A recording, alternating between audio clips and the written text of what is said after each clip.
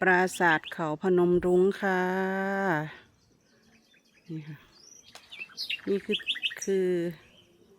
ในปราสาทเลยจ้าบริเวณในตัวปราสาทนะคะ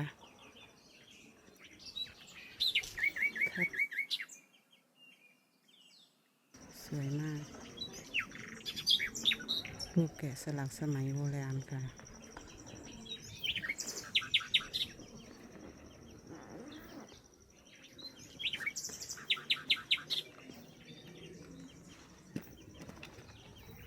นี่คือแผ่นดินไทยนะคะ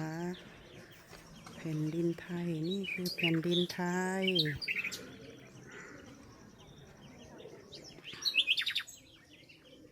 วันนี้วันที่9จ้า9 พฤศจิกา